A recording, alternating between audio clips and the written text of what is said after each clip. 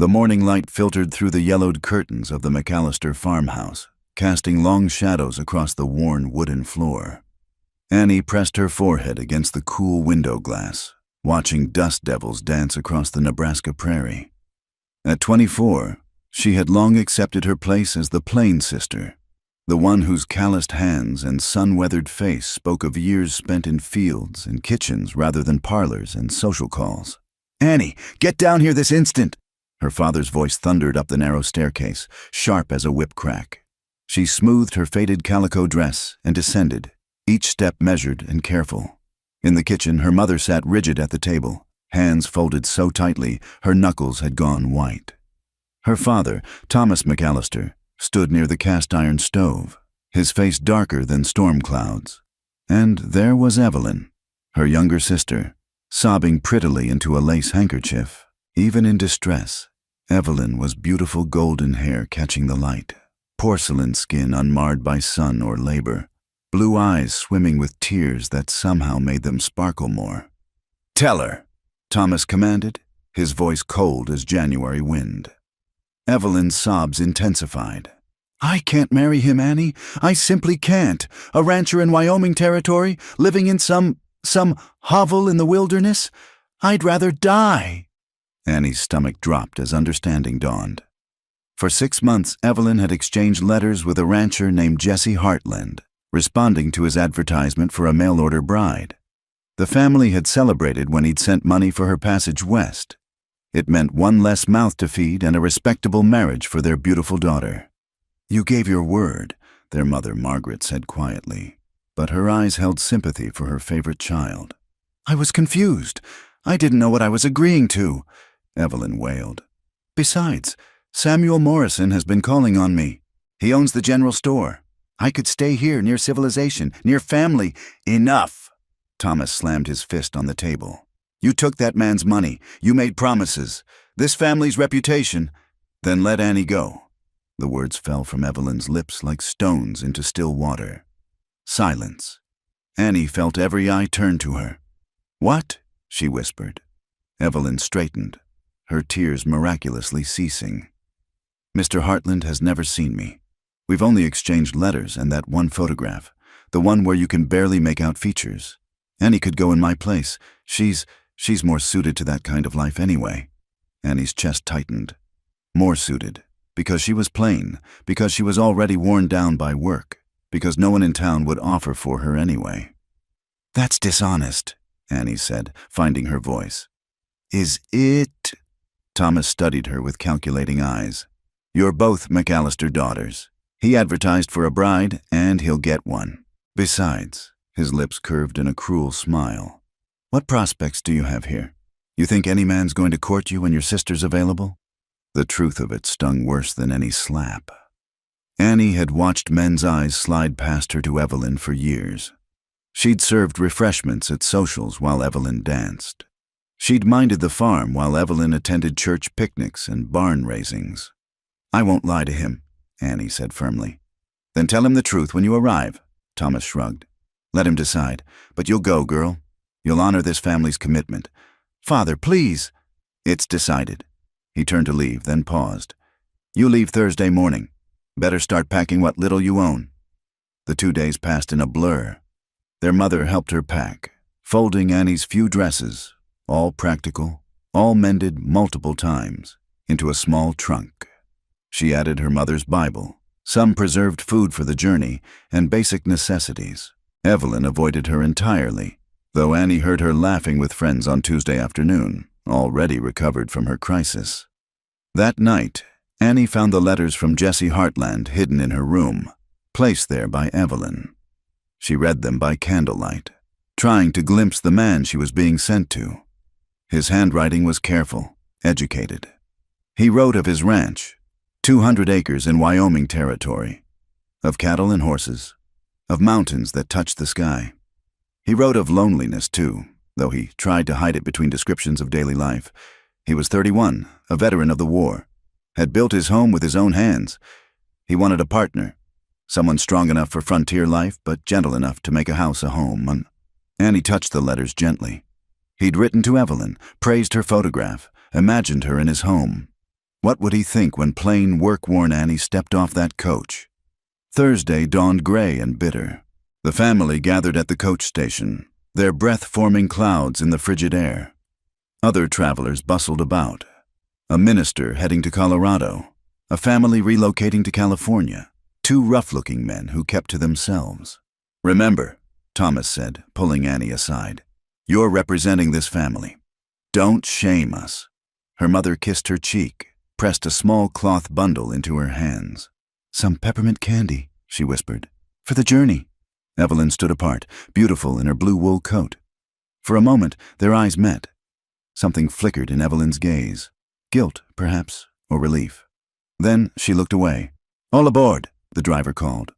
Annie climbed into the coach, squeezing between the minister and a heavy-set woman traveling to visit her daughter. As the coach lurched forward, she looked back once. Her family was already walking away. Only her mother glanced back, raising one hand in farewell. The journey stretched endlessly. They stopped at way stations to change horses, to eat hurried meals of tough beef and harder biscuits. The landscape transformed from familiar farmland to endless prairie, then to rocky, mountainous terrain. Annie's back ached from the constant jostling. Her traveling dress became dusty despite her efforts to keep it clean. The minister, Reverend Palmer, proved kind. He shared news from his newspapers, spoke of the growing towns out west, the opportunities for those brave enough to seize them. The heavy woman, Mrs. Craddock, complained constantly about the dust, the food, the accommodations. "And why are you heading to Wyoming, dear?" Mrs. Craddock asked on the third day, when boredom overcame propriety. "To be married," Annie said quietly. "Oh, how romantic. A sweetheart from back home. A correspondence arrangement." Mrs. Craddock's eyes sharpened with interest. "A mail-order bride. My dear, how brave. Or desperate." She laughed at her own joke. Annie turned to watch the landscape roll by. Brave or desperate, perhaps both, perhaps neither. She was simply Annie McAllister, sent to fulfill her sister's obligation, carrying the weight of family honor on her shoulders. The mountains grew closer, stark and beautiful against the endless sky. Somewhere in their shadow waited Jesse Hartland, expecting a golden-haired beauty who wrote sweet letters and promised to make his house a home. Instead, he would get Annie plain, honest Annie, who knew more about plowing than poetry, more about preserving than prettiness. She touched the letters in her coat pocket. When she met him, she would tell the truth immediately. It was the only honorable thing to do.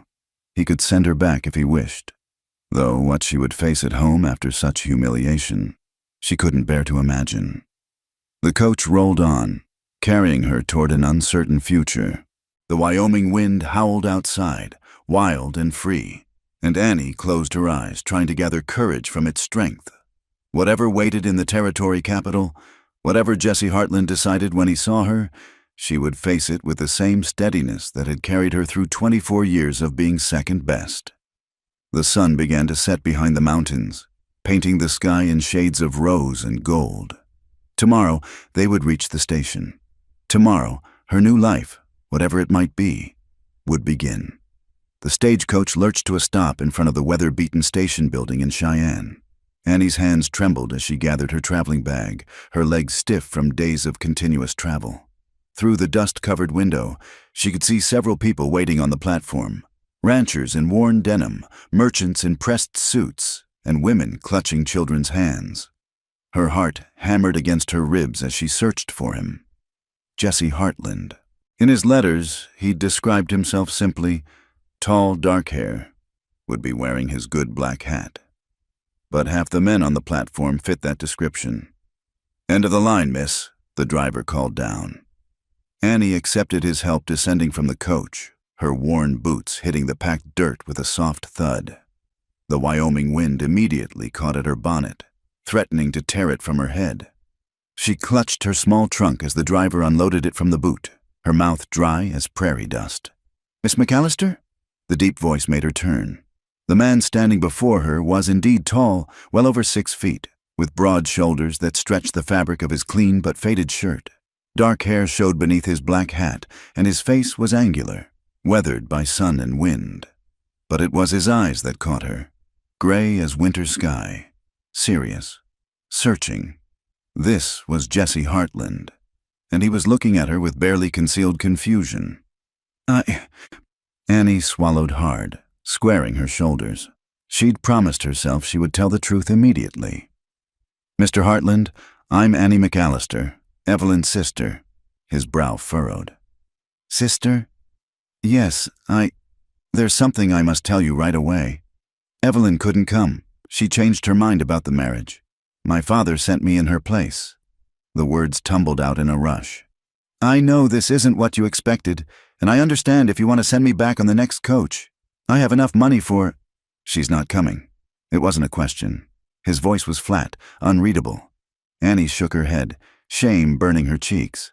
"I'm sorry. I told them it wasn't right, but you came instead.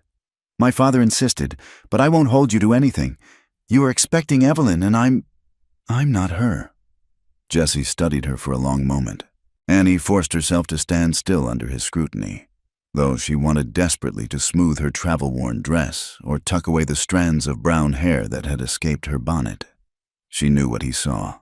A plain woman with work-roughened hands and sun-touched skin, nothing like the golden beauty in the photograph. "You traveled 5 days alone?" he asked finally. "Yes. Through territory that's still half wild, where Indians and outlaws might cause trouble." The coach was well guarded. "To marry a man you've never met? A man who wasn't even writing to you?" Annie lifted her chin. "To honor my family's obligation, and to tell you the truth, so you could choose." Something shifted in his expression, not warmth exactly, but a slight softening around his eyes. "I see." He picked up her trunk as if it weighed nothing. "My wagon's this way. But don't you want to—" "It's near dark. There won't be another coach for 3 days. You'll come to the ranch tonight. We can sort this out tomorrow." Annie followed him to a sturdy wagon hitched to 2 draft horses.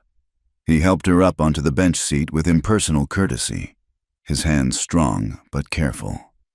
As he walked around to climb up on the driver's side, Annie caught sight of other men watching from the platform, their expressions ranging from curiosity to appreciation. She pulled her shawl tighter, unused to such attention. Jesse released the brake and clicked to the horses. They moved through the town streets as dusk painted everything in shades of purple and gray. Annie glimpsed saloons spilling yellow light and raucous laughter, general stores closing for the evening, a hotel with painted ladies lounging on the balcony. She kept her eyes forward, acutely aware of the silent man beside her. They left town behind, following a rutted road into the growing darkness. Stars began to appear, more stars than Annie had ever seen in Nebraska. The silence stretched between them, broken only by the creak of wagon wheels and the steady clop of hooves. "How old are you?" Jesse asked suddenly. 24. Old for an unmarried woman. Annie's cheeks burned. "Yes. Why aren't you married?" The blunt question stung, but Annie appreciated his directness. "I'm not the sort men court, especially when they could court my sister instead." "But you came anyway. To marry a stranger." "I came to tell you the truth. What happens next is your choice." Jesse made a sound that might have been approval or dismissal.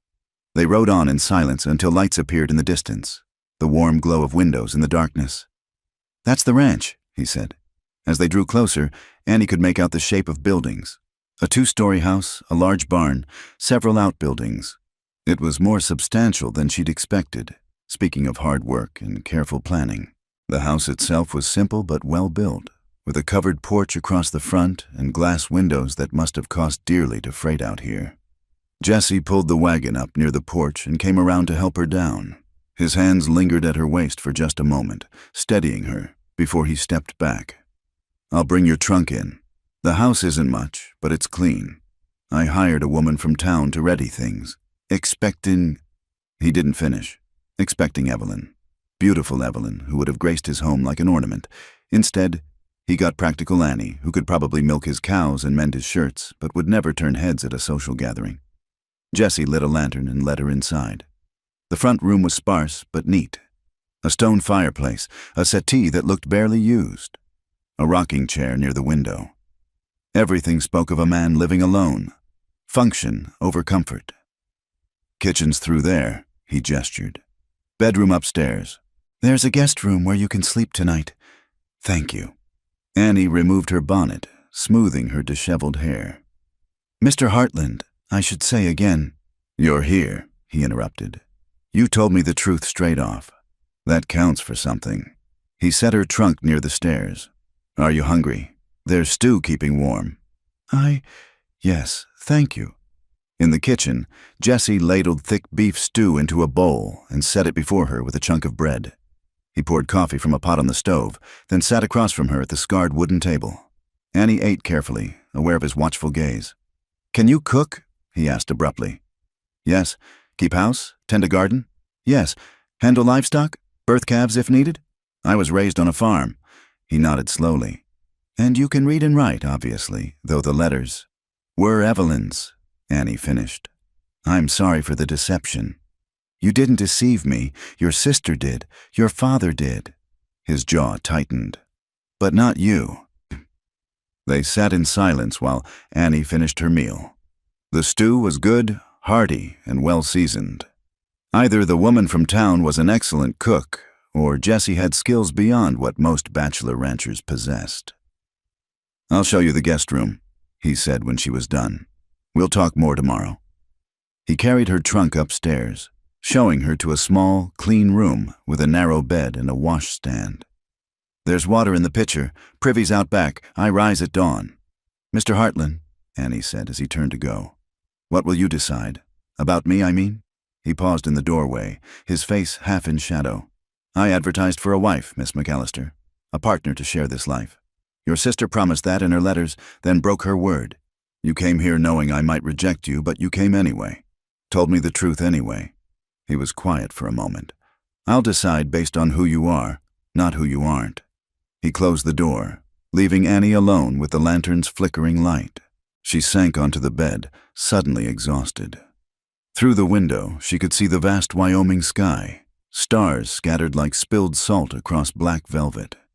She thought of Evelyn, probably being courted by Samuel Morrison right now, laughing in their parents' warm parlor. Thought of Jesse Hartland's gray eyes, serious and searching. He would decide tomorrow. Tonight she was here, in this strange house on the edge of wilderness, having traded the familiar cage of being second best for the unknown possibilities of a new territory. Annie changed into her nightgown and washed her face with the cool water. As she lay in the narrow bed, listening to the unfamiliar sounds of the house settling and coyotes calling in the distance, she wondered what morning would bring. Would Jesse send her back, keep her out of obligation, or might he possibly see something in plain Annie McAllister worth choosing?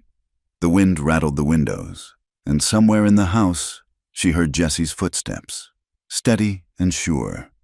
Tomorrow would bring what it would bring. Tonight she had told the truth, and that, as he'd said, counted for something.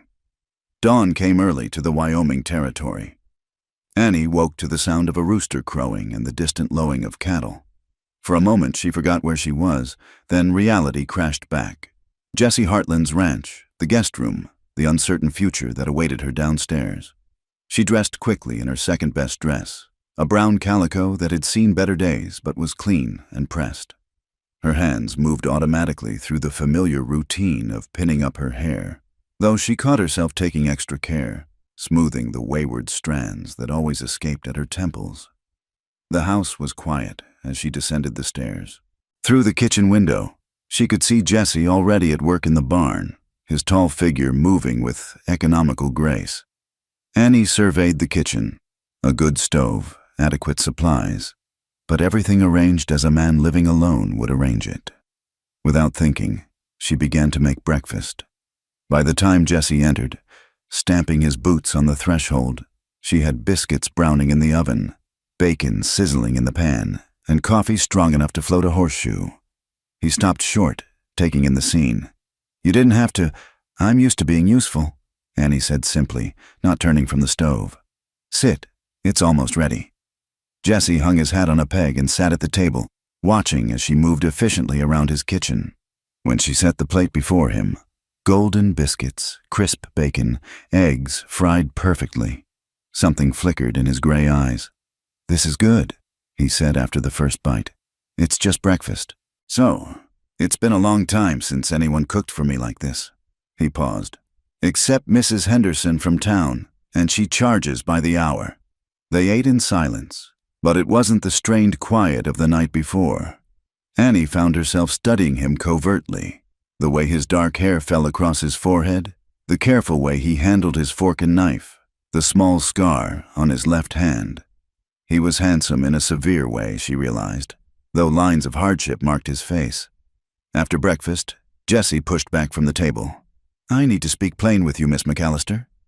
Annie's stomach tightened, but she met his gaze steadily. "I appreciate directness. I need a wife, not for decoration or social calls. There's precious little society out here anyway. I need a partner, someone who can handle the work, the isolation, the hard seasons. Someone who won't fold up and blow away when winter winds hit or summer drought burns everything brown." "I understand." "Do you?" His eyes searched hers. "The nearest neighbor is Hattie Rose Fletcher, 8 miles east. Town's a day's ride. In winter we might be cut off for weeks. There's no fancy goods, no socials every week, no family visiting for Sunday dinner." "Mr. Hartland," Annie said quietly, "I've spent my life working. I know isolation, being in a crowded room and still being alone, because no one sees you past your prettier sister. I can work your garden, tend your house, help with stock if needed. I'm not afraid of hard seasons." Jessie was quiet for a long moment. Then he stood. "Come with me." He led her outside into the crisp morning air. The ranch spread before them, the sturdy barn, corrals holding horses and a few milk cows, chickens scratching in the yard. Mountains rose in the distance, their peaks already crowned with snow, though it was barely autumn. 200 acres, Jessie said. Built it up from nothing after the war. Every fence post, every building, placed with these hands. He flexed his scarred fingers unconsciously. "It's not much compared to some spreads, but it's mine. Ours if—" He stopped. "If you decide to keep me," Annie finished. "If we decide to suit each other," he corrected. "I'm not an easy man, Miss McAllister. The war left its marks. I have moods, dark days. I work from dawn to past dusk. I don't talk much." "I'm not an easy woman," Annie replied. "I speak my mind. I'm plain as a fence post. I can't sing or play piano or do delicate needlework. I'll never be the ornament Evelyn would have been." "I don't need an ornament." His voice was rough. "I need someone real." A rider appeared on the horizon, moving fast. Jessie's hand moved instinctively to his hip, where Annie noticed he wore no gun, though the gesture suggested he once had. The rider resolved into a young man, perhaps 20, with sandy hair and an easy smile. He pulled up in a cloud of dust, touching his hat to Annie. "Morning, Jessie. This the new Mrs. Hartland?" "Miss McAllister," Jessie corrected. "Annie, this is Jonah Cooper. He helps out when I need an extra hand." "Pleased to meet you, miss." Jonah's smile widened, his appreciation obvious. "Welcome to Wyoming territory. Jessie here's a lucky man." Annie felt heat rise in her cheeks. It had been years since any man looked at her with such open admiration. "Thank you, Mr. Cooper." "Just Jonah, miss. Everyone calls me Jonah." He turned to Jessie. "Came to tell you that fence in the north pasture's down again. Those ornery steers of Thompson's pushed through." Jessie's jaw tightened. "3rd time this month.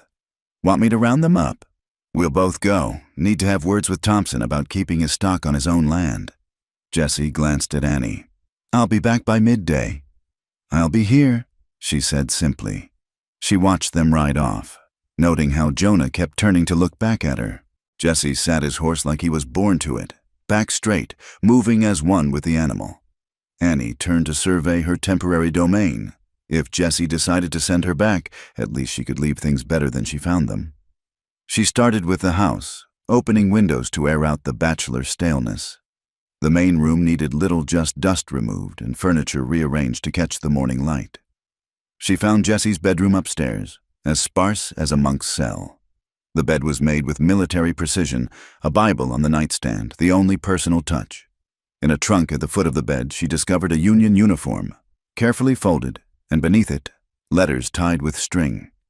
Annie didn't read them.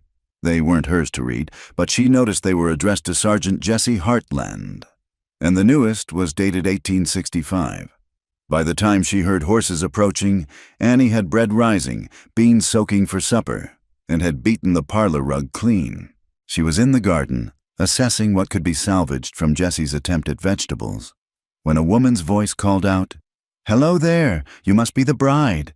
The woman climbing down from a rickety wagon was perhaps 50, with graying hair and a face weathered to leather. She wore men's trousers under her skirt and boots that had seen better decades. Her smile was warm as summer sunshine. "I'm Hattie Rose Fletcher, your nearest neighbor. Came to see if Jesse finally got himself hitched." "Annie McAllister," Annie replied, wiping her hands on her apron. "And not hitched yet. It's complicated. Honey, everything about Jesse Hartland is complicated." Hattie Rose's eyes were shrewd but kind. "Come on, let's have some coffee and you can tell me all about it. That man needs a woman's perspective and he surely won't ask for it." Soon they were seated at the kitchen table, the coffee pot between them. Annie found herself telling the whole story. Evelyn, the substitution, Jesse's reserved reaction. "So you're not the pretty sister," Hattie Rose said bluntly. "Good. Pretty would last about one winter out here before hightailing it back to civilization. You, though." She studied Annie with experienced eyes. "You've got staying power. I can tell. He might still send me back. Maybe. But I saw how that boy Jonah looked at you. Jesse saw it too. Nothing like a little competition to clarify a man's thinking." "There's no competition.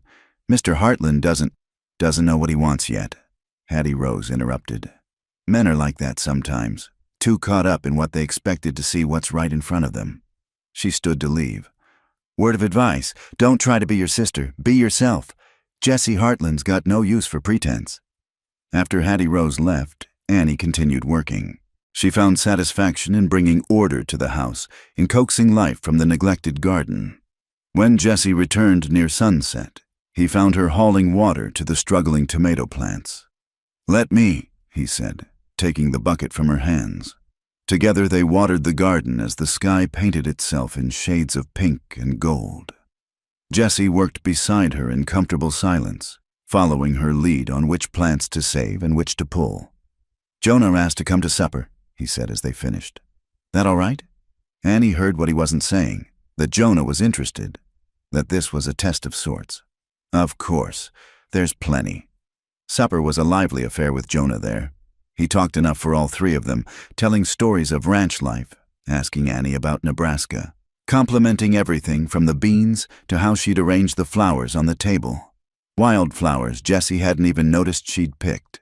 Jesse grew quieter as the meal progressed, his gray eyes moving between Annie and Jonah. When Jonah offered to help with dishes, Jesse intervened. "Getting late. Best head home before full dark." Jonah grinned, unperturbed. "Right you are. Miss Annie, pleasure dining with you. Hope to do it again soon." After he left, Annie and Jesse cleaned up in silence. As she washed and he dried, Annie felt the weight of decision hanging between them. "He's a good man," Jesse said finally. "Young, enthusiastic, has his own place starting up. He'd court you proper if you send me back?" Annie's hand stilled in the soapy water. "Is that what you've decided?" Jesse set down the plate he was drying, turning to face her. In the lamplight, his face was all shadows and angles. "I haven't decided anything, except this house already feels different with you in it, one day, and it feels alive." Annie's heart skipped, but she kept her voice steady. "Houses need tending, like gardens, like everything else out here." "Yes," Jesse agreed quietly. "They do." He said nothing more, but Annie felt something shift between them. Not a decision made, but a possibility acknowledged. Tomorrow would bring what it would bring. Tonight, she had a place here, temporary though it might be. And for now, that was enough. 2 weeks passed in a rhythm of work and careful distance. Annie rose each dawn to cook breakfast. Jesse ate in appreciative silence, then disappeared into the endless tasks of ranch life. She kept house, tended the garden, mended his clothes without being asked. They moved around each other like dancers who knew the steps but never touched. The evening Annie found the letters changed everything. She was cleaning the small desk in the parlor when the drawer stuck.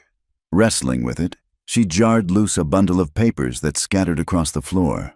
As she gathered them, she realized they were Jesse's letters to Evelyn, the ones he'd never sent, rough drafts crossed out and rewritten.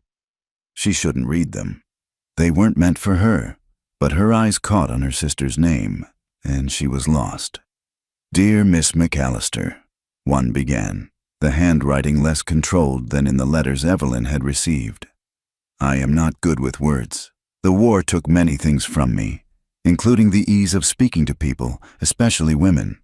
But I will try to tell you true." Annie sank into the chair, reading despite herself. The letters revealed a different Jesse, one who struggled to express the loneliness that ate at him, who wrote of nightmares that woke him sweating in the darkness, who longed for someone to share not just his work, but his silences. "The land out here takes more than it gives," he'd written in one draft. "It takes sweat, blood, sometimes hope itself. But when it gives back, when the sun sets over the mountains and the world turns gold, when a new calf stands on shaky legs, when rain finally comes after drought, it's worth holding on to. I need someone who understands that, someone who can find beauty in harsh places." Annie's throat tightened. These weren't the carefully proper letters Evelyn had shown her. These were the words of a man trying desperately to connect across miles of distance, revealing more than he probably intended. "What are you doing?" She jumped, scattering the pages. Jesse stood in the doorway, his face unreadable in the fading light. "I'm sorry," Annie stammered, gathering the letters with shaking hands. "The drawer stuck and they fell out. I shouldn't have read them." He crossed the room in 3 strides, taking the papers from her hands. For a moment she thought he would rage at her for the invasion of privacy. Instead, he stood holding the letters, looking down at them with something like bewilderment. "I wrote these before sending the proper ones," he said quietly. "Couldn't figure out how to say what I meant without sounding like a fool." "You don't sound like a fool." Annie's voice was barely above a whisper. "You sound like a man who understands what matters." Jesse looked at her then, really looked at her, as if seeing her for the first time. The sunset light streaming through the window caught the silver threads in his dark hair, the lines that pain had carved around his eyes. "Do you want to see it?" he asked abruptly. "See what?" "What I wrote about, the sunset from the ridge. It's something I wanted to share with." He stopped, jaw tightening. "Will you come?" Annie nodded, not trusting her voice. Jesse grabbed his jacket and handed her a shawl, then led her out to the horses. He saddled her mount with quick, efficient movements, then helped her up. His hands lingered at her waist for just a moment, warm through the fabric of her dress. They rode in silence up a winding trail that climbed steadily into the foothills. Annie had become a competent rider in her 2 weeks at the ranch, and Jesse seemed to approve of how she handled the mare. The air grew cooler as they climbed, scented with pine and sage. Finally, Jesse reined in at a wide ledge that overlooked the entire valley. The view stole Annie's breath. The ranch spread below them like a child's toy, the buildings tiny squares in the vast landscape. Beyond stretched miles of grassland, and beyond that, the mountains rose in layers of blue and purple. The setting sun painted everything in shades of gold and crimson. "Oh," Annie breathed. Jesse dismounted and helped her down, then stood beside her as they watched the light change. "I come here when the world gets too heavy," he said quietly. "During the war, I'd remember this place. Kept me sane sometimes, knowing it was here waiting." "It's beautiful. Beautiful and terrible," Jesse agreed. "Like most things worth having." He glanced at her. "Your sister would have hated it." Annie turned to face him. "How do you know?" Her letters, full of parties and social calls, new dresses and gossip from town. She wrote about people, never about land or weather or the way morning light changes with the seasons. He paused. "I convinced myself it didn't matter, that a pretty wife would make the loneliness bearable. But standing here now—" "What?" Annie prompted when he fell silent. "I think I was writing to the wrong sister." The words hung between them like morning mist. Annie's heart thundered in her chest, but she forced herself to stay still, to wait. "I'm not an easy man," Jesse continued, his eyes on the horizon. "I have dark moods, memories that won't stay buried. Some nights I wake up still smelling gunpowder and blood. I work myself to exhaustion trying to outrun ghosts. I'm not good with words or gentle touches. I don't know how to court a woman proper. I don't need courting, Annie said softly. What do you need? She thought carefully before answering. Truth. Work that matters. Someone who sees me as I am, not as a pale shadow of my sister. A place to belong that I've earned, not been given out of pity or obligation. Jesse turned to her then, his gray eyes intense. You've been here 2 weeks. The house runs smooth as clockwork, the garden's coming back to life. You handle Hattie Rose's nosy questions with grace and Jonah's mooning with kindness. You work from dawn to dusk without complaint. You've read my foolish letters and didn't laugh. They weren't foolish. Annie? Her name on his lips was rough, uncertain. I'm going to ask you something, and I need you to answer true. Could you make a life here? Not because your father sent you or family honor demands it, but because you choose it. The sun was nearly gone now, the sky ablaze with final light. In the distance, a hawk cried, wheeling on the wind. Annie looked at this hard, lonely man who'd built something from nothing, who carried wounds that might never fully heal, who'd brought her to share his sacred place. I've been choosing it every day, she said. Every meal I cook, every shirt I mend, every morning I wake up and start again. I'm not here for my father or my family's honor. I'm here because... She took a breath. Because this feels like where I'm meant to be. Jesse's hand found hers, calloused and warm. I can't promise easy, I can't promise gentle, but I can promise truth, partnership, respect. Maybe, in time. He stopped. Maybe is enough, Annie said. Maybe is a beginning. They stood together as the last light faded, hands linked, watching the stars emerge one by one. The land spread before them, harsh and beautiful, demanding and giving. It would take everything they had and ask for more. But standing there with Jesse's solid presence beside her, Annie felt something she hadn't expected. Not just acceptance or resignation, but possibility. We should head back, Jesse said finally. Temperature drops fast once the sun's gone. But he didn't release her hand immediately, and Annie didn't pull away. For just a moment more, they stood at the edge of the world, two people who'd found each other through misdirection and honesty, through letters meant for someone else and truths meant for each other. The ride back was quiet, but it was a different silence than before. Not the careful distance of strangers, but the companionable quiet of two people who'd reached an understanding. As they unsaddled the horses in the barn, working by lantern light, Annie felt the shift in their rhythm. Still careful, still learning, but moving together now rather than around each other. Annie?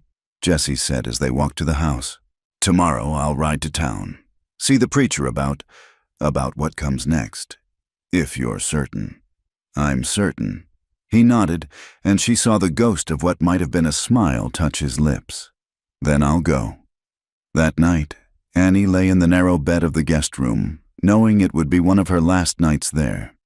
Soon she would move to the room down the hall, to the bed with its military corners and lonely Bible. She would take on not just the work of being a rancher's wife, but the harder task of being Jesse's wife. Learning his silences, weathering his storms, building something real from the ashes of misdirected letters. It wouldn't be the romance Evelyn had dreamed of, but it would be true, and it would be theirs, and maybe that was worth more than all the pretty promises in the world. The storm came 3 days after Jesse rode to town to speak with the preacher. Annie woke to the sound of thunder rolling across the valley like artillery fire and the urgent lowing of cattle in distress.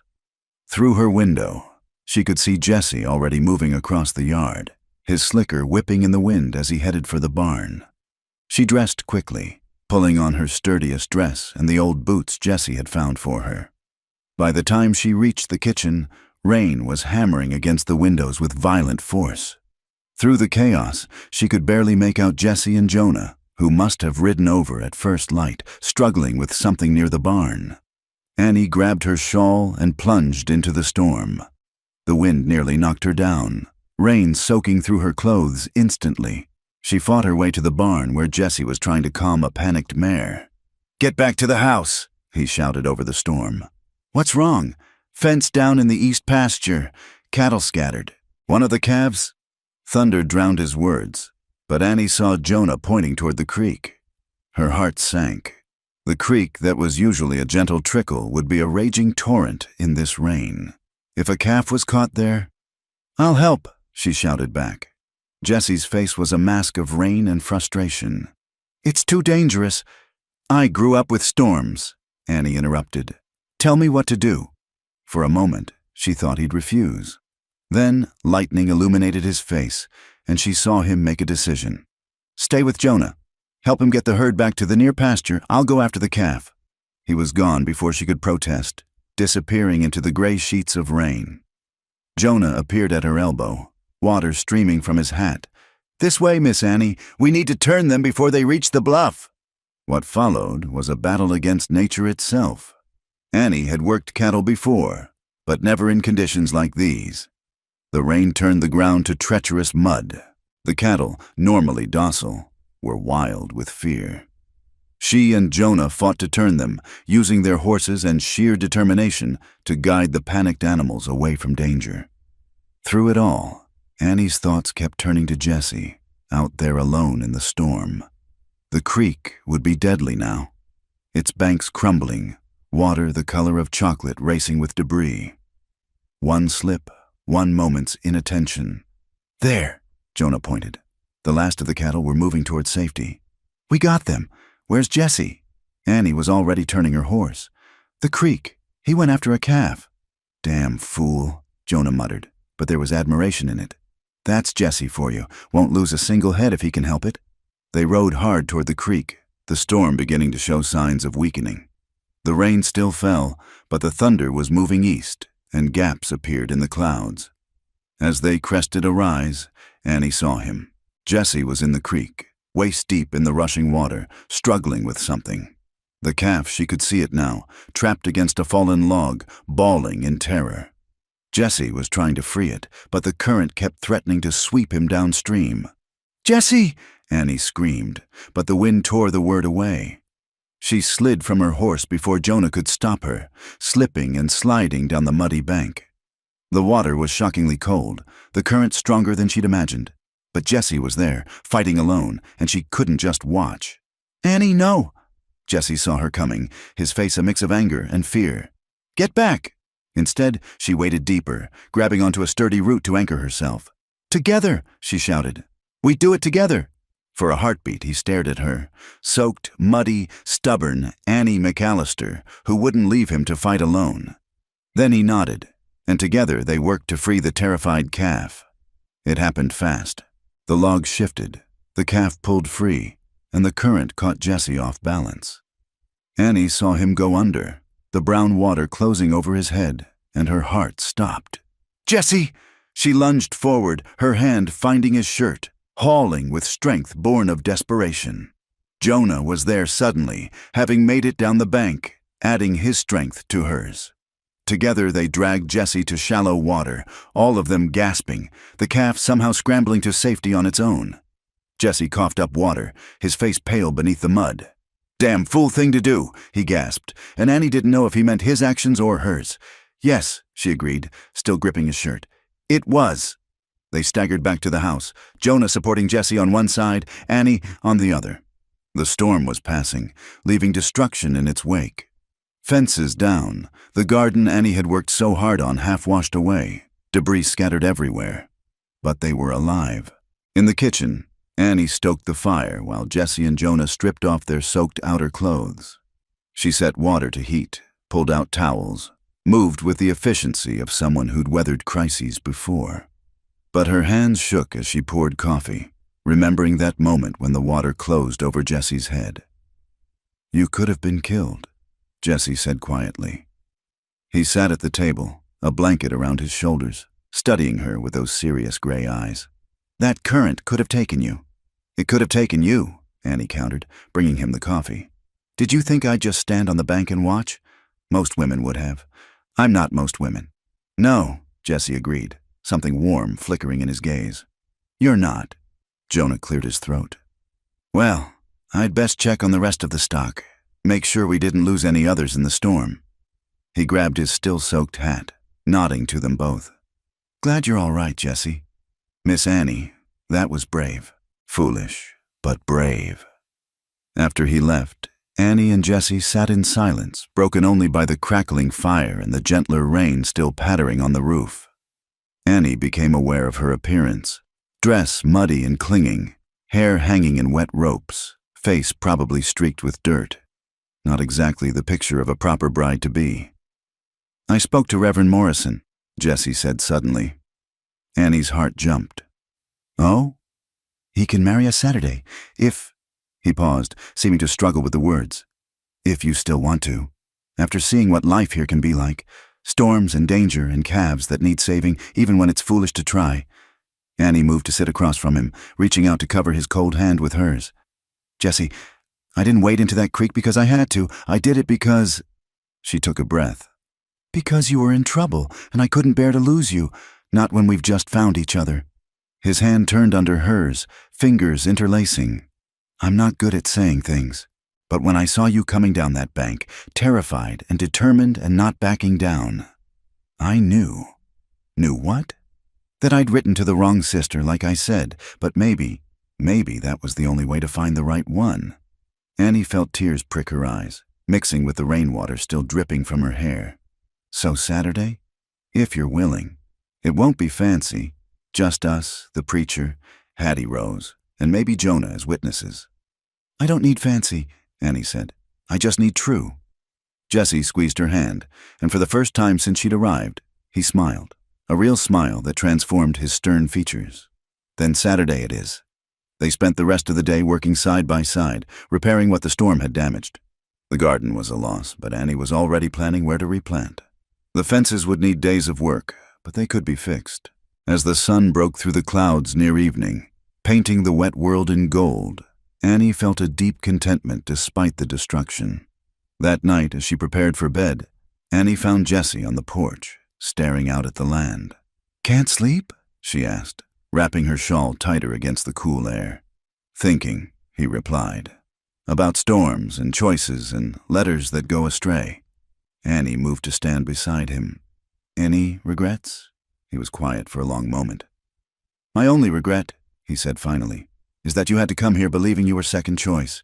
You weren't, Annie. Maybe you were second sent, but you were first chosen. Does that make sense?" "It does," Annie whispered, and it did. In the strange arithmetic of the heart, sometimes the indirect path led most truly home. They stood together watching the stars emerge, the storm-washed sky clearer than glass. In 3 days, she would be Annie Hartland, rancher's wife, partner in this hard and beautiful life. It wasn't the fairy tale Evelyn had dreamed of, but it was real and solid and theirs. And that, Annie thought as Jessie's hand found hers in the darkness, was worth more than all the pretty dreams in the world. The letter arrived the morning of Annie's wedding day. She was in the kitchen pressing her best dress, a simple gray wool that Hattie Rose had helped her alter to fit properly when Jessie came in from the morning chores. His face was unreadable as he held out the envelope. "It's from Nebraska," he said quietly. "Your sister's handwriting." Annie's hand stilled on the iron. She stared at the letter as if it were a rattlesnake, coiled and ready to strike. Of course Evelyn would write now, when Annie had finally found her footing, finally begun to believe in the life she was building. "Do you want to read it alone?" Jessie asked. Annie set down the iron with careful precision. "No. Whatever she has to say, you should hear it too." Her fingers trembled slightly as she broke the seal. Evelyn's flowery script sprawled across the page, as decorative and insubstantial as lace. "Dearest Annie," she read aloud, "I hope this letter finds you well, though I confess I worry constantly about your situation. How you must be suffering, exiled to that desolate place because of Father's stubbornness. I write with wonderful news. Samuel Morrison has released me from our understanding. He found my sacrifice in sending you away too painful to bear, knowing how I must pine for the life I was meant to have." Jessie made a sound that might have been disgust. Annie continued reading, her voice steady despite the anger building in her chest. "I have convinced Father that the whole arrangement was a terrible mistake. Mr. Hartland surely sees by now that you cannot possibly fulfill the role of a proper rancher's wife. You were always more suited to simpler tasks. I am certain he must miss the connection we formed through our letters. the meeting of minds and hearts that mere physical presence cannot replace. Annie's hands tightened on the paper. She goes on, she said tightly. Listen to this. I am prepared to honor my original commitment. Mr. Hartland need only send word, and I will come immediately to take my rightful place. You, dear sister, can return home where you belong. Father has agreed to this solution. After all, Mr. Hartland deserves the bride he was promised, not a pale substitute. Do not think of this as failure, Annie. Some of us are meant for grander stages, and there is no shame in acknowledging one's limitations. She set the letter on the table, smoothing it with hands that wanted to crumple it instead. The kitchen was silent except for the ticking of the clock and the distant sound of cattle. She's wrong, Jesse said finally, his voice rough with suppressed emotion. Is she? Annie heard the bitterness creep into her voice. She's beautiful, accomplished, everything you thought you were getting when… She's wrong, Jesse repeated more firmly. He moved around the table, taking Annie's shoulders in his hands, forcing her to meet his eyes. Annie, I need you to hear this. Really hear it. Annie looked up at him, seeing her own reflection in his gray eyes. Plain, practical Annie, with her work-worn hands and weather-touched skin. Your sister writes pretty letters, Jesse said slowly. But that's all they were, pretty words on paper, meaning nothing. She wrote about parties I'd never attend, people I'd never meet, a life that has nothing to do with this place. I was lonely enough to think that didn't matter, fool enough to believe beauty could survive out here without substance behind it. His hands tightened on her shoulders. You came here expecting rejection, but you worked anyway. You saw what needed doing and did it without being asked. You stood in a storm beside me, risked your life for a calf that wasn't even yours yet. You've made this house a home in ways I didn't even know it was lacking. But she's selfish, Jesse interrupted, something like anger flashing in his eyes. She broke her word, sent you in her place like you were worth less, and now wants to sweep in and claim what she threw away because her other option failed. That's not beauty, Annie. That's ugliness dressed in silk. Annie felt tears burn her eyes. I've spent my whole life being second to her. Then stop, Jesse said simply. You're not second here. You're not a substitute or a replacement. You're Annie, and you're who I choose. Today, tomorrow, and every day after. He reached past her to pick up the letter, his jaw tight. What do you want to do with this? Annie looked at the letter, at Evelyn's careless words that even now had the power to wound. Then she looked at Jesse's face, serious and certain, waiting for her decision. Burn it, she said quietly. After the wedding, we'll burn it together. Something shifted in Jesse's expression, pride, perhaps, or relief. Good. Now, I believe Hattie Rose will be here soon to help you get ready. And He paused, a slight flush creeping up his neck. I should probably shave. Despite everything, Annie found herself smiling. That might be wise. Wouldn't want Reverend Morrison to think I'm marrying a mountain man. Jessie touched her cheek, a gesture so gentle it made her heart ache. 3 hours, Annie. 3 hours and it's done, legal and binding and permanent. Your sister can write all the letters she wants after that. He left to prepare, and Annie returned to pressing her dress, but her mind kept circling back to Evelyn's words. Pale substitute. Cannot possibly fulfill the role. Some of us are meant for grander stages. You all right, honey? Hattie Rose's voice from the doorway made Annie jump. The older woman entered, carrying a small basket and wearing her best dress, a deep blue that had seen better years but was clean and neat. I'm fine, Annie said automatically. Uh-huh. Hattie Rose set down her basket and picked up Evelyn's letter from the table, scanning it quickly. Her expression darkened with each line. That little witch. On your wedding day, no less. She's not wrong about some things, Annie said quietly. I'm not what Jesse thought he was getting. I'm not… Stop right there. Hattie Rose's voice was sharp. I've known Jesse Hartland since he came back from the war, broken and half dead inside. I've watched him build this place board by board, trying to outwork his demons. And I've watched you these past weeks. She moved closer, taking Annie's hands. You know what I see? I see a man who smiles now when he didn't before. I see a house that feels lived in instead of just occupied. I see a woman who doesn't just endure this life but embraces it. Your sister couldn't last a week out here, pretty or not.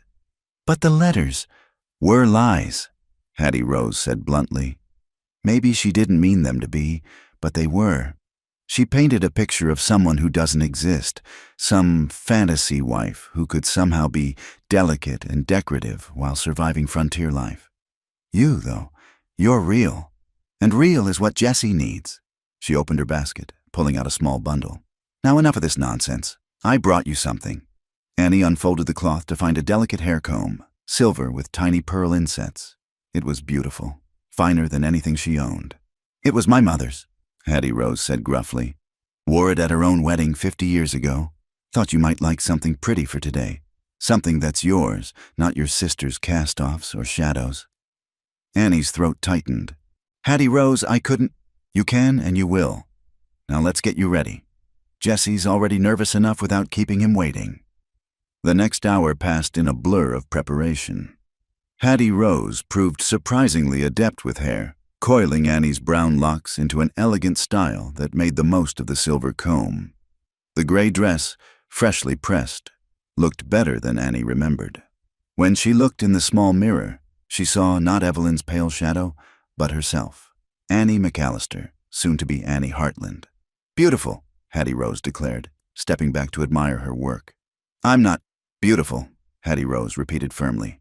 Not like your sister, all flash and surface. Beautiful like this land, honest and strong and enduring. That's worth more than pretty any day. A knock at the door made them both turn. Jonah's voice called out, Ladies, Jesse sent me to see if you're ready. He's wearing a hole in the church floor with his pacing. Annie took a deep breath, smoothing her skirt one last time. In the pocket of her dress, she could feel the weight of Evelyn's letter, waiting to be burned. But that was for later. Now, there was a man waiting for her, a good man who saw her truly and chose her anyway. I'm ready, she called back, and found that she meant it.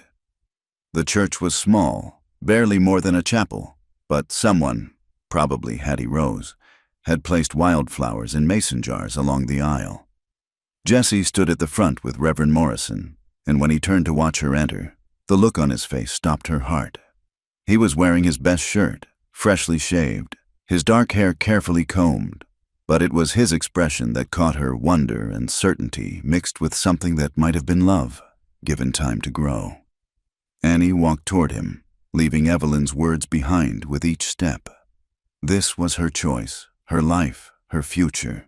Not second best, not a pale substitute, but exactly where she was meant to be. When Jessie took her hands at the altar, they were steady and sure, and Annie knew with bone-deep certainty that she was home.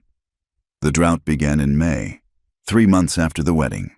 At first it seemed like nothing more than a dry spell, the spring rains tapering off earlier than usual, the grass browning at the edges. But as June crawled by without a drop of moisture, and July arrived with skies of brass and a sun that scorched everything it touched, even the old-timers began to worry.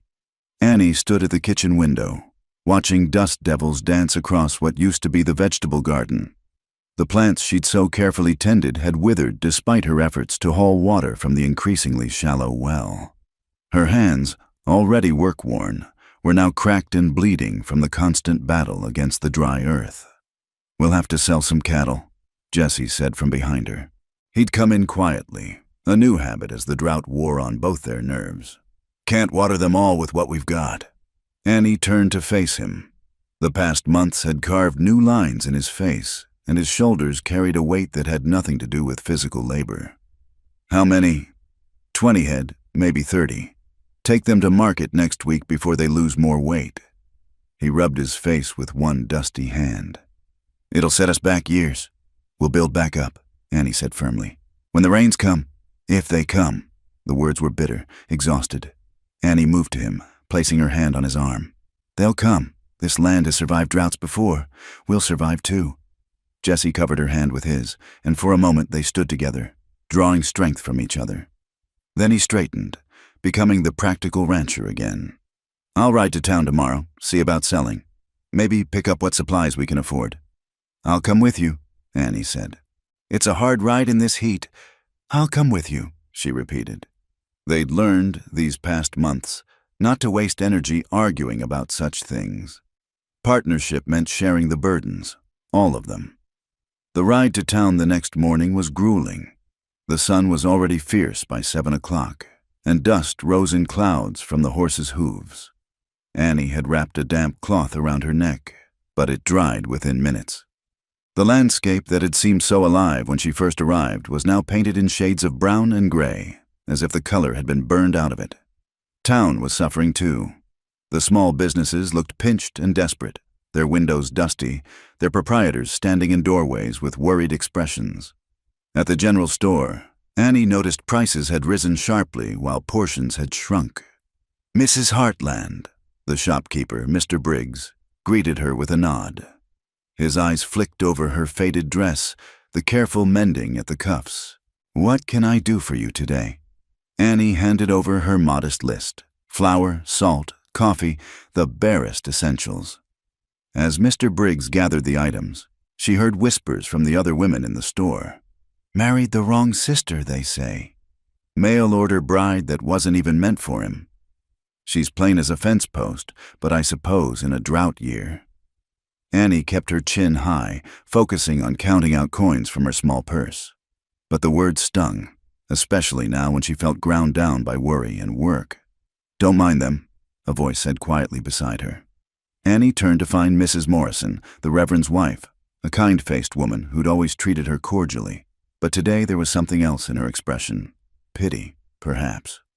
"I don't," Annie lied. "It must be difficult," Mrs. Morrison continued, lowering her voice, "knowing he was expecting someone else, someone more suited to society. I'm sure your sister was very beautiful." The words, though spoken with apparent sympathy, cut deep. Annie felt heat rise in her cheeks that had nothing to do with the temperature. "My husband chose me, Mrs. Morrison, not my sister. Me." "Of course, dear. I didn't mean to imply. It's just that in these hard times, a man needs beauty to come home to, something to lift his spirits. And you're so practical." Before Annie could respond, a familiar voice cut through the store's musty air. "My wife is exactly what I need." Jesse stood in the doorway, his face like thunder. He'd clearly heard at least part of the conversation, and his gray eyes were cold as winter stone. "Mr. Heartland," Mrs. Morrison stammered. I heard what you were doing." Jesse moved to Annie's side, his presence solid and protective. "My wife works harder than any 3 women in this town. She's kept our ranch running through this drought while others have given up. She's tended sick cattle, mended fences, hauled water until her hands bled. And she's done it without complaint, without running back to an easier life." He looked around the store, meeting the eyes of everyone present. "You want to know what I chose? I chose strength over beauty, substance over show. I chose a partner who stands beside me in the worst of times, not an ornament who'd wilt at the first sign of hardship. I chose Annie, and I'd choose her again every day for the rest of my life." The silence in the store was absolute. Annie felt tears prick her eyes, but she blinked them back. This was no place for weakness. "Furthermore," Jesse continued, his voice carrying the authority of a man who'd led soldiers in battle, "and anyone who suggests my wife is somehow second best or a poor substitute is welcome to say it to my face. Outside, right now." No one moved. "That's what I thought." He turned to Mr. Briggs. "Add a pound of sugar to that order, and that bolt of blue calico my wife was eyeing last month." "Jesse, we can't afford," Annie began. "We can't afford not to remember what we're working for," he said quietly. "For her ears alone. Something beautiful in the midst of all this dust." They left the store with their heads high, but Annie could feel the weight of the stairs following them. As Jesse helped her into the wagon, she caught a glimpse of her reflection in the store window. Sun-browned, thin from the hard months, dressed in faded calico that had been mended too many times. Practical, as Mrs. Morrison had said. Not beautiful. "Don't," Jesse said, reading her thoughts as he'd learned to do. "Don't let them make you see yourself through their eyes." "It's hard not to," Annie admitted as they drove out of town. "When everyone thinks, I don't care what everyone thinks." Jesse's hands were tight on the reins. "I care what I know." And I know that when I wake up at 3 in the morning, sick with worry about the ranch, you're there. When the well runs low, you find ways to make the water stretch. He paused, then continued more quietly. When the war memories get bad, you don't ask questions or demand explanations. You just stay. They rode in silence for a while, the heat pressing down on them like a physical weight. Finally, Annie spoke. That was quite a speech back there. I meant every word. I know. She touched his arm lightly. Thank you. Don't thank me for speaking the truth. He glanced at her and she saw a flash of the vulnerability he rarely showed. Annie, this drought will end. The rains will come. The grass will grow again. But even if they didn't, even if we lost everything and had to start over somewhere else, I'd want you with me. Not your sister, not some prettier woman, not anyone else. You. Annie felt her throat tighten. You're sure? Even though... I'm sure. His voice was firm. Are you?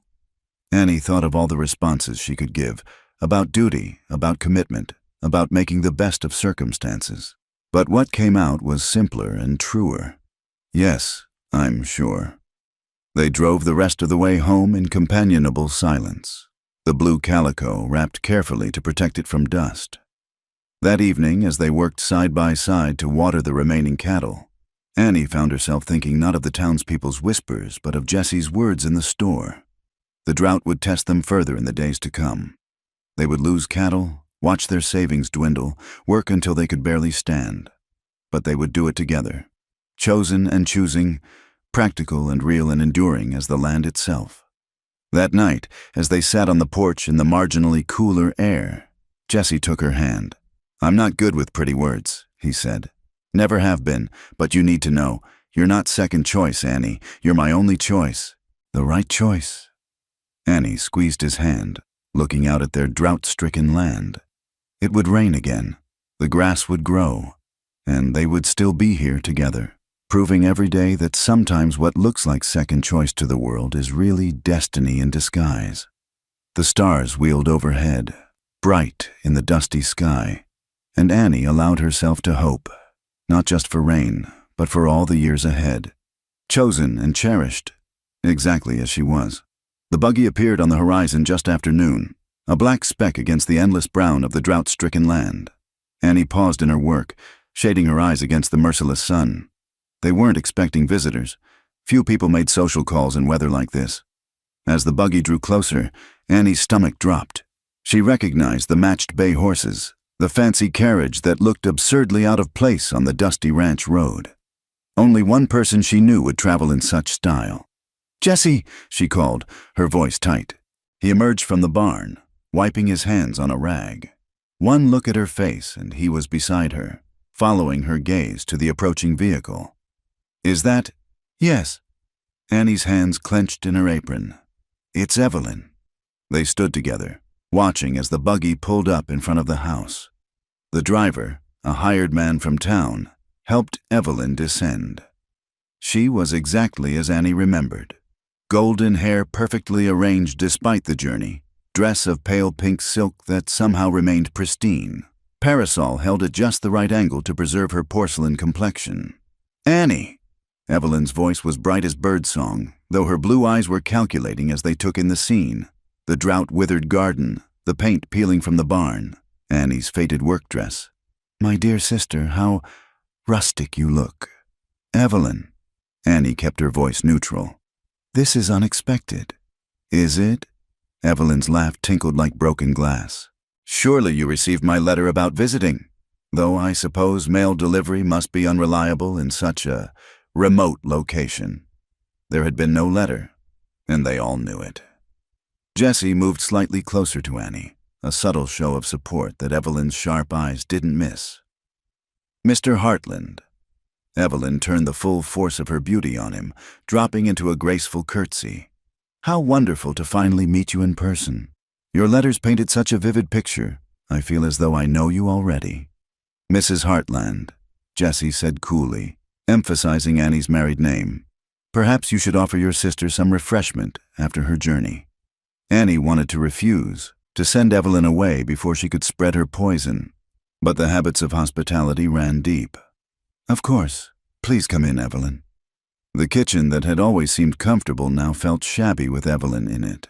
She perched on a chair like an exotic bird, somehow making the simple act of accepting a glass of water look like a performance. I must say, Evelyn began, her eyes roving over the plain furnishings, it's quite cozy.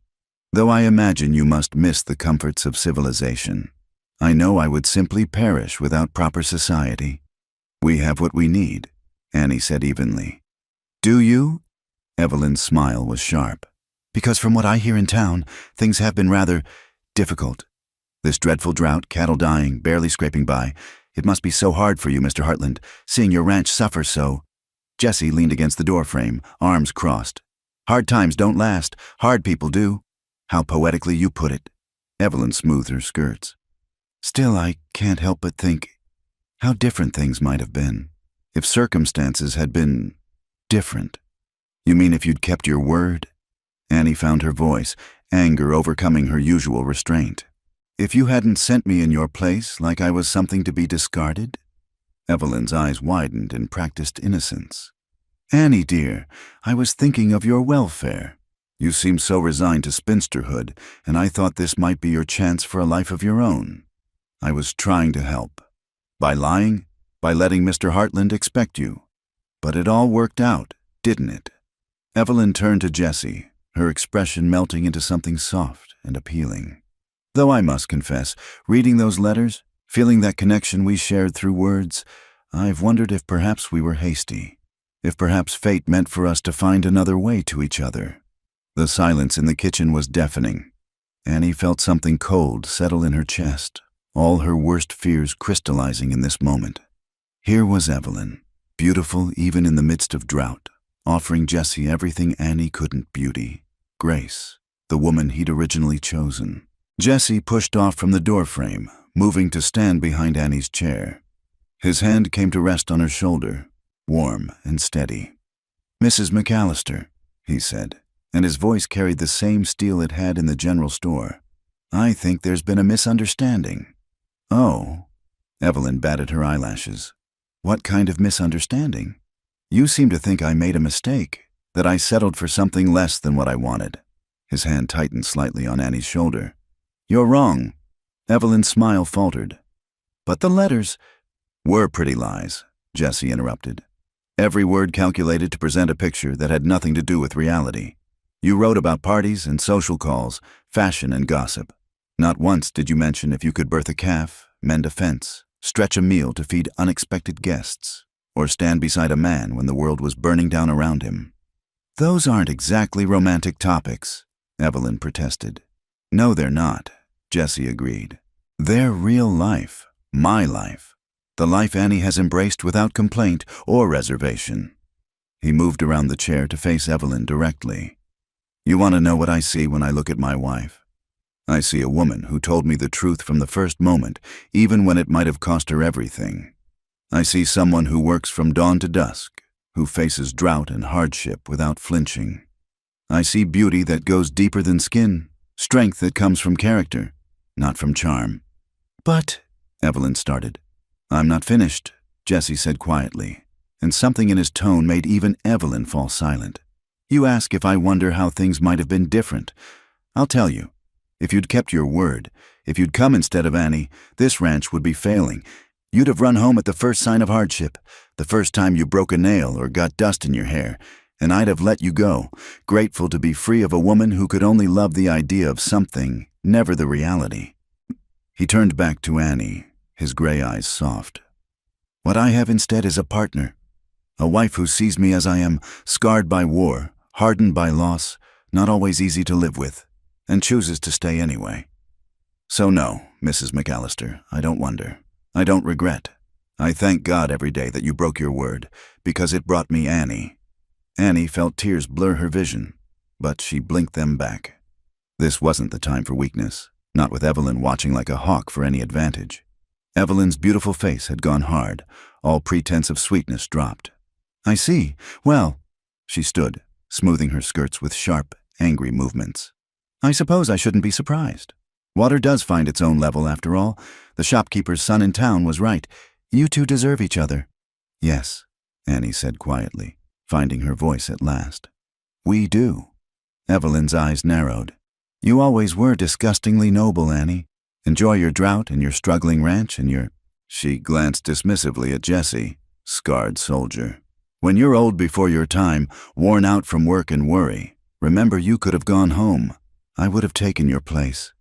I am home, Annie said simply. And my place is here. Then you're a fool. Evelyn swept toward the door. Driver, we're leaving. She paused in the doorway, turning back for one last shot. Oh, Annie, Samuel Morrison and I are to be married next month. A spring wedding, with all the finest families attending. I'll be sure to send you an invitation, though I doubt you'll be able to attend. The journey would be so... expensive. Then she was gone, leaving only the lingering scent of her French perfume and the echo of wagon wheels retreating into the distance. Annie and Jesse stood in the kitchen, the silence stretching between them. Finally, Annie spoke. She was right about one thing. Water does find its own level. Jesse moved to her, pulling her into his arms. What do you mean? I mean we match, you and I. Not in the way she meant it, as an insult, but truly match. We're both scarred, both practical, both more interested in truth than pretty pictures. She pulled back to look at him. I never thanked you properly. For what you said. Didn't say it for thanks, Jesse murmured. Said it because it's true. Every word. Annie reached up to touch his face, this good man who saw her truly and loved her anyway. Do you know what I realized, watching her sit there in her silk dress, trying to make us feel small? What? That I wouldn't trade places with her for anything. Not for all the silk dresses and spring weddings in the world, because I have something she'll never have. A real partnership, built on truth and tested by fire. I have you. Jesse's arms tightened around her. Forever, Annie. That's what I promised at our wedding, and that's what I meant. Forever. Outside, the sun continued its relentless assault on the land. The drought would last several more weeks before the rains finally came. But standing in their simple kitchen, holding each other as the dust of Evelyn's departure settled, Annie and Jesse knew they had already weathered the worst storm, the storm of doubt and comparison and what might have been. That evening, as they sat on the porch watching the stars emerge, Jesse took Annie's hand.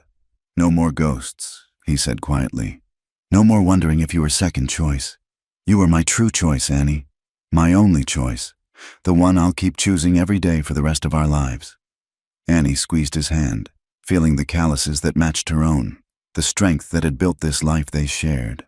Forever, she agreed, and meant it with every fiber of her being. The land stretched out before them, harsh and beautiful and theirs. Tomorrow would bring more work, more challenges, more chances to prove that love wasn't found in pretty letters or silk dresses, but in the choice to stand together when the world tried to tear you apart. They had chosen each other, not in spite of who they were, but because of it. And that choice, renewed daily in 1,000 small acts of love and partnership, was worth more than all the beauty and wealth in the world. Under the vast Wyoming sky, two hearts beat as one, finally and fully home. Thank you for listening to this story from the Wild West. Where are you enjoying this tale from? Please comment below and let's connect. Don't forget to subscribe to the From Wild West channel and share your thoughts about Annie and Jesse's journey. What did you think of their love story? We'd love to hear from you.